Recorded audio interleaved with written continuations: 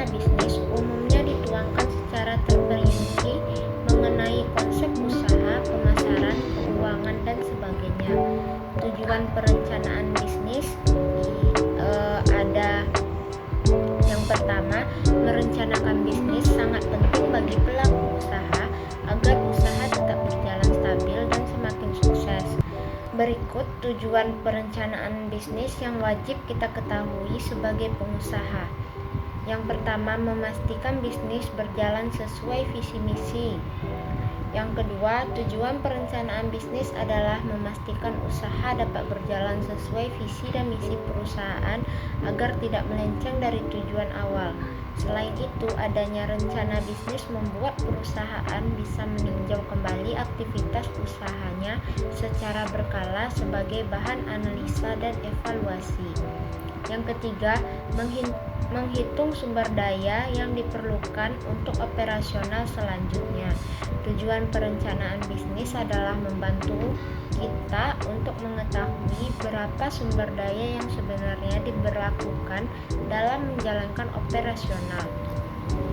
Tak hanya itu, rencana bisnis memberikan kita gambaran secara jelas terkait kebutuhan sumber daya manusia dan keahliannya. Dengan demikian, kita dan tim akan punya pedoman menentukan berapa budget dibutuhkan guna menggaji sumber daya manusia tersebut. Membuat estimasi kapan bisnis akan profit.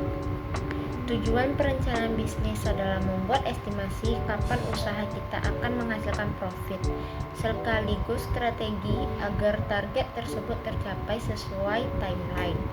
Dengan demikian, kita dan tim akan semakin termotivasi bekerja lebih keras guna mencapai tujuan, karena sudah tahu kapan target tersebut dapat diperoleh. Melakukan evaluasi untuk rencana bisnis selanjutnya. Yang terakhir, tujuannya perencanaan bisnis adalah untuk melakukan evaluasi rencana sebelumnya dijalankan. Apabila dalam eksekusi rencana sebelumnya terjadi kendala, kita dapat memasukkan solusinya di rencana bisnis berikutnya agar masalah tersebut tidak terulangi lagi. Lalu kita masuk ke tipe-tipe rencana bisnis.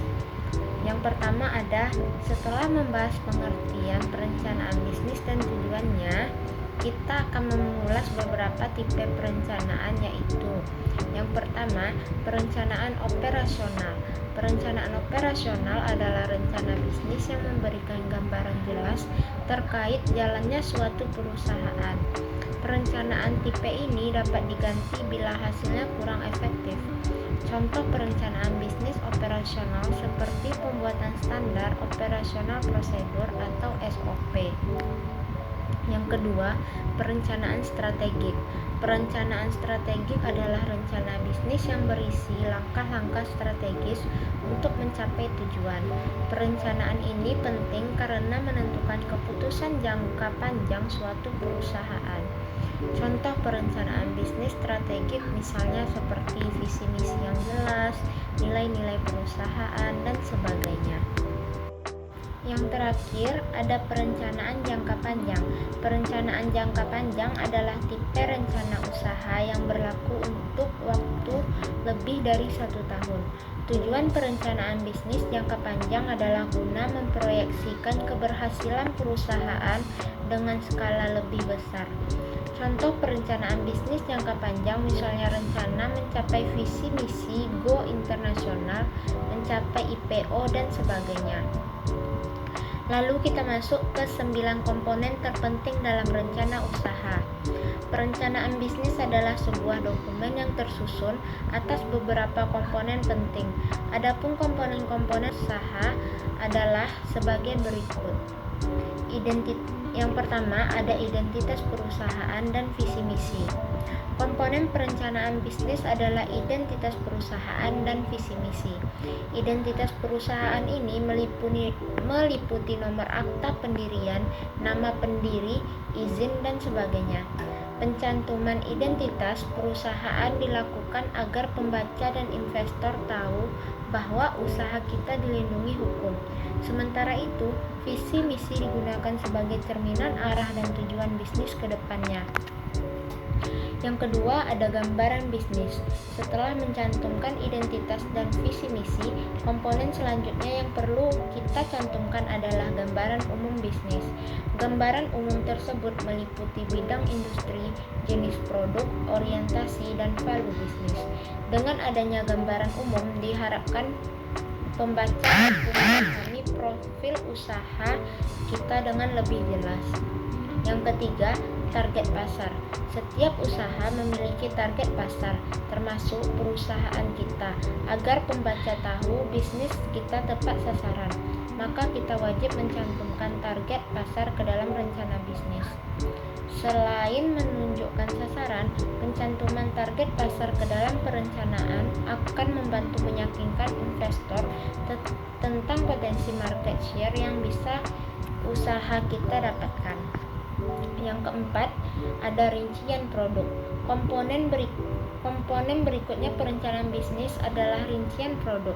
Bagi seorang pengusaha, produk adalah salah satu bukti bahwa kita benar-benar serius menjalankan bisnis tersebut, entah produknya jasa atau fisik. Oleh sebab itu, kita wajib memasukkan rincian produk yang akan dibuat dalam rencana usaha, meliputi nama produk, deskripsi, komposisi, dan harga. Yang kelima, rencana pemasaran. Setelah produk siap, tentu kita harus memasarkannya agar perusahaan mendapatkan omset. Oleh karena itu, tetapkan rencana strategi pemasaran secara matang agar ekspansi bisnis semakin luas dan banyak orang mengenal produk kita. Setelah itu, masukkan rencana strategis kita ke dalam business plan agar para pembaca dan investor bisa mengevaluasi efektif apa strategi tersebut. Baiklah, sekian materi yang dapat saya sampaikan. Saya akhiri dengan Assalamualaikum warahmatullahi wabarakatuh.